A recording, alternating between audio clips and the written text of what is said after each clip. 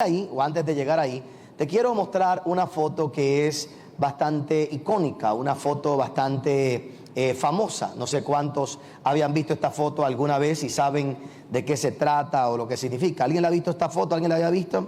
Okay. Esta foto es una foto muy famosa.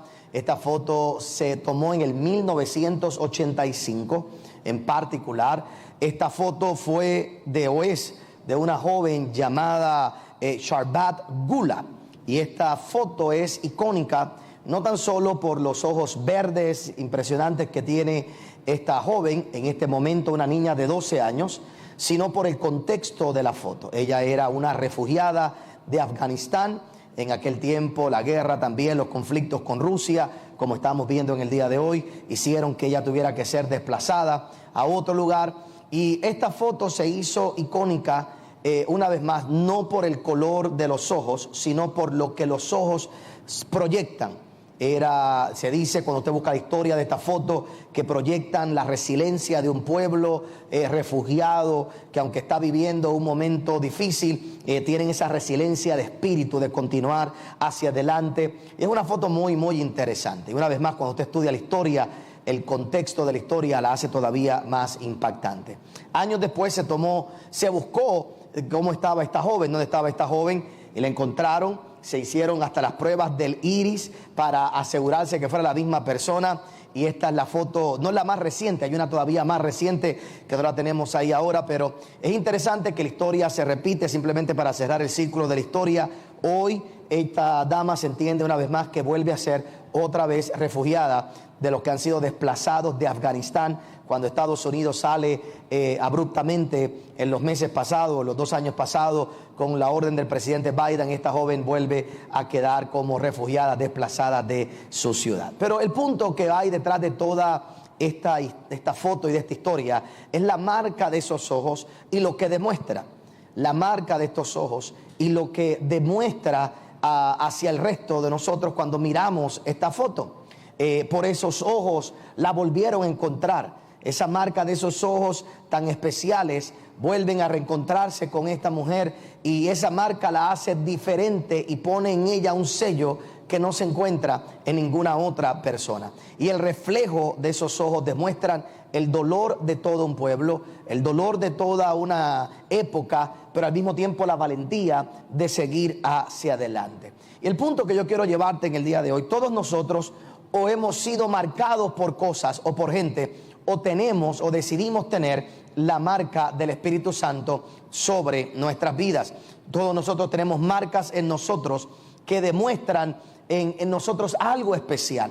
Todos nosotros tenemos una marca hecha, y precisamente nosotros que hemos creído en el poder del Espíritu Santo, en la resurrección de nuestro Señor Jesucristo, hoy se celebra el día de Pentecostés, el día donde el Espíritu Santo descendió sobre su pueblo y marcó la vida de todos aquellos que hemos creído. Y esa es la marca más poderosa que todos nosotros podemos llevar. Esa es la marca de la presencia de Dios en nuestras vidas. Esa es la marca de la seguridad que tú y yo podemos tener en este tiempo, de que no importa dónde estemos, nuestra mirada puede reflejar el poder del Espíritu Santo en nosotros, y que nos da la certeza y la seguridad de que nos dará la victoria a pesar de lo que estemos viviendo. Si se lo va a hacer fuerte al Señor, sí.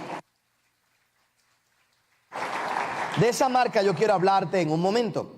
Pero para llegar ahí te hago un recorrido por unos minutos de lo que hemos visto en los días pasados en Noches en su Presencia.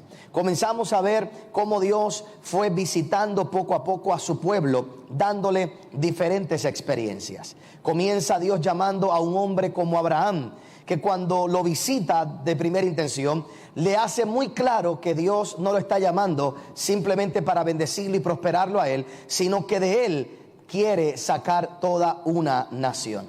Dios le da una palabra a Abraham, visita a Abraham, eventualmente tiene que visitar a Sara, se encuentra con Sara, y vimos ese encuentro con Sara, como Dios tenía que hablarle a Sara lo que le había dicho a Abraham 20 años atrás, para que finalmente ella pudiera creer. Es interesante porque después vemos cómo Dios visita a Isaac, y observamos cómo Isaac pudo vencer un momento de crisis, un momento de dificultad, un momento donde podía tomar cualquier decisión errónea en su vida y ir a Egipto, decide quedarse en el lugar donde Dios le había dicho, y en ese año, en un lugar de tanta crisis y de tanta dificultad, Dios lo prospera, Dios lo multiplica por una visita de Dios. De ahí brincamos a la experiencia de Dios con Jacob. Eso lo comenzamos en la ciudad de Orlando, Florida.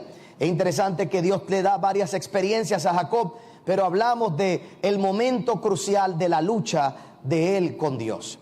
Y es curioso que siempre hemos dicho que Jacob peleó con Dios, pero cuando usted mira bien esta historia, fue Dios quien peleó con Jacob.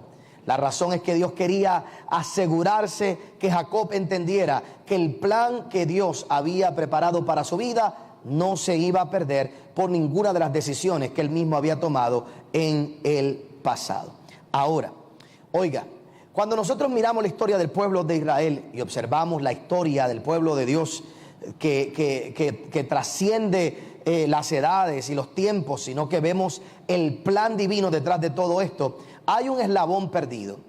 Entre Jacob y Moisés pasan 400 años en lo que Dios vuelve a visitar a alguien. Dios no visita a José.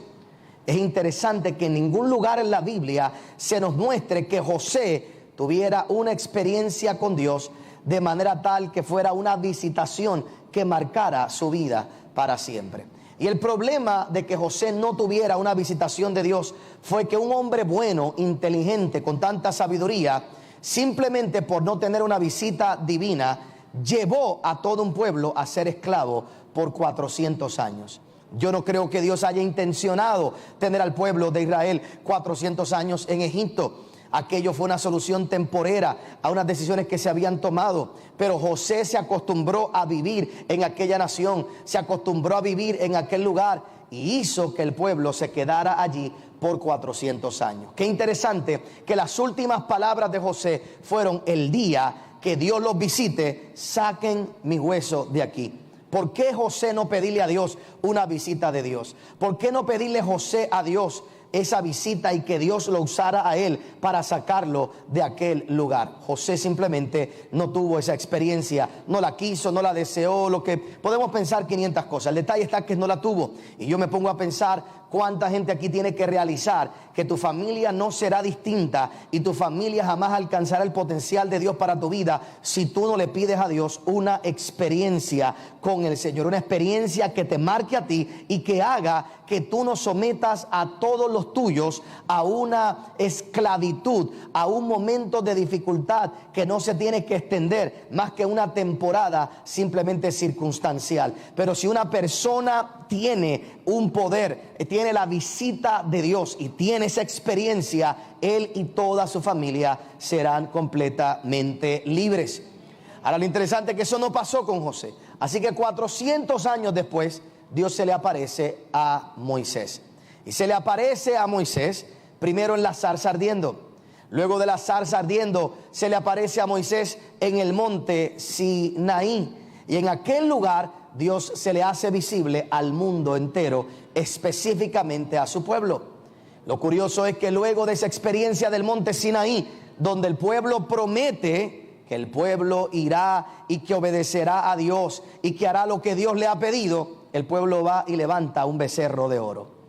Y lo curioso es que después que levantan un becerro de oro, Dios le pide que por favor hagan un tabernáculo. Y en Éxodo 40 dice la Biblia que después que ellos hicieron el tabernáculo, Dios llenó aquel lugar, la presencia de Dios, la gloria de Dios llenó todo aquel lugar que el pueblo había construido. ¿Y qué es lo grande de ese momento histórico?